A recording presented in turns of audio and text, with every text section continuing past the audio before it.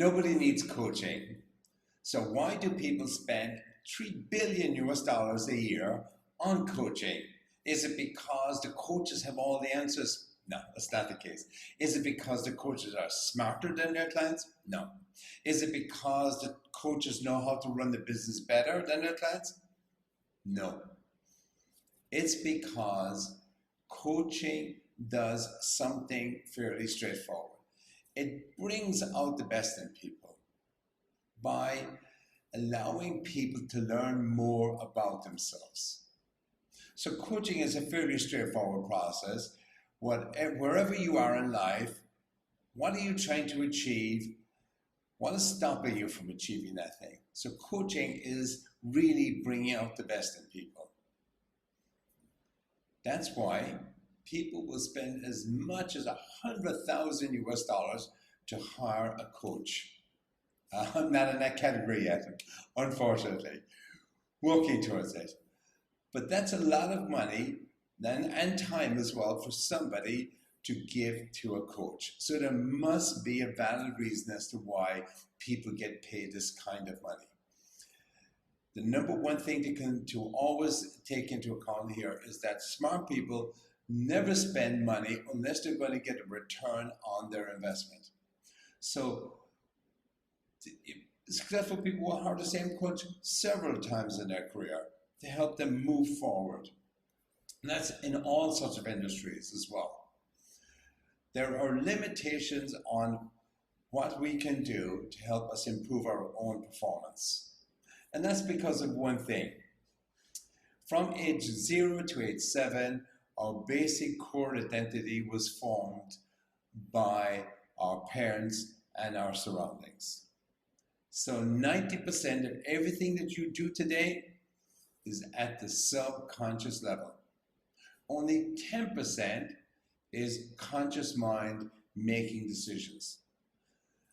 So coaching is a way of getting more out of that 90% that's at the subconscious level, breaking down some beliefs that might be preventing the person from going forward, helping the person understand himself even more.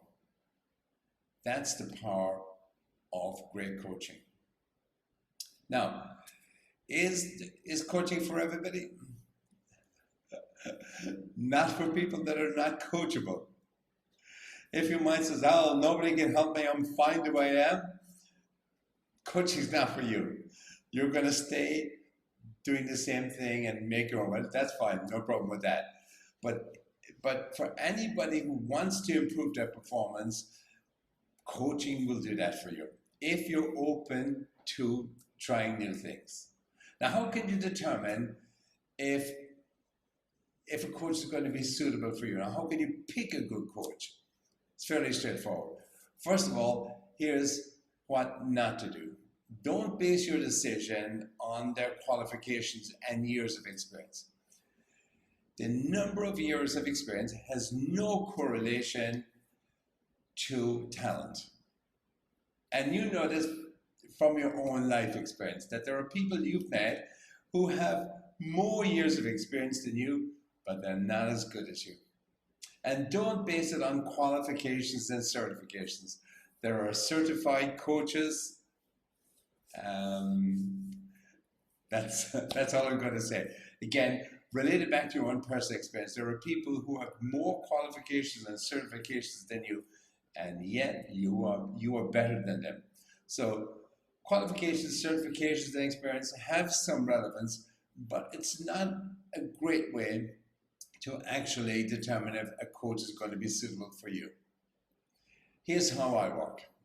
I book an hour and a half to 2 hours with people who are interested in coaching, and in that hour and a half to 2 hours, the only thing we do is coaching. I'm not selling them, not trying to persuade them what a great guy I am or tell them all about my number of years of experience. No.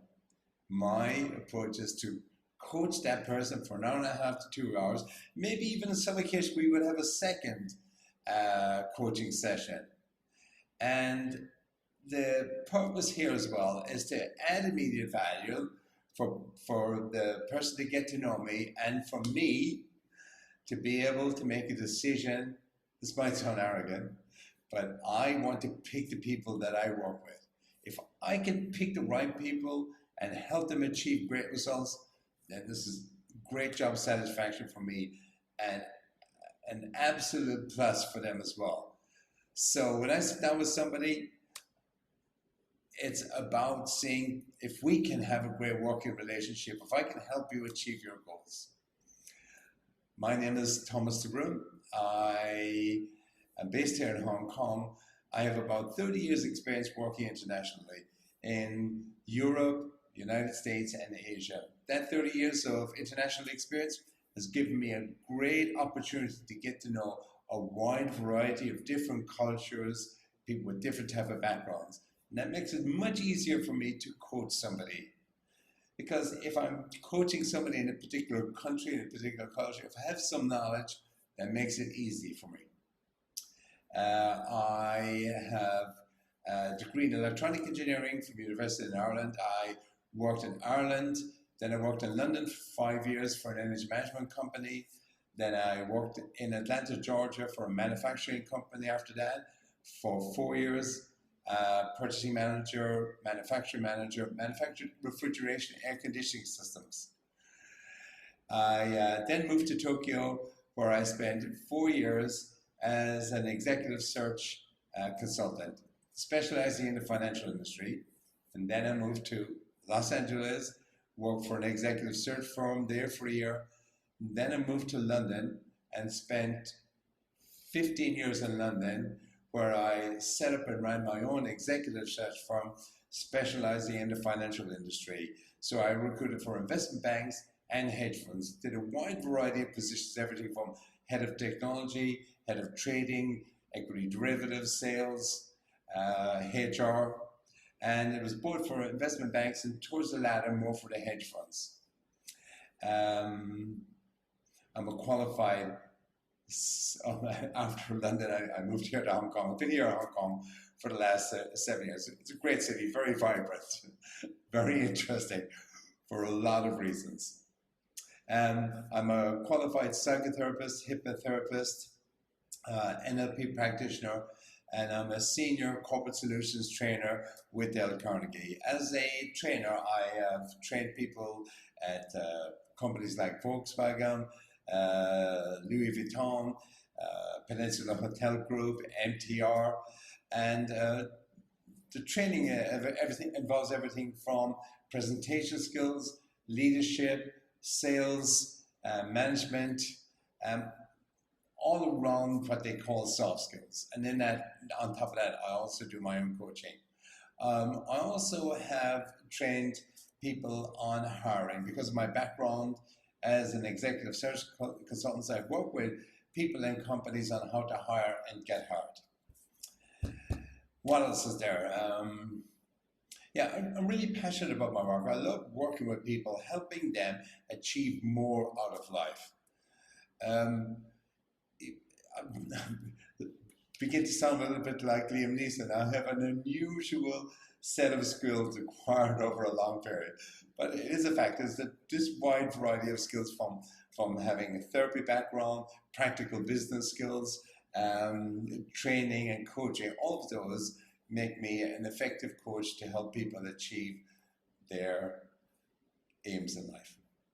So if you're interested in moving your career forward, if you want to get more, if you want to overcome any obstacles that might be preventing you, then I'd love to talk with you.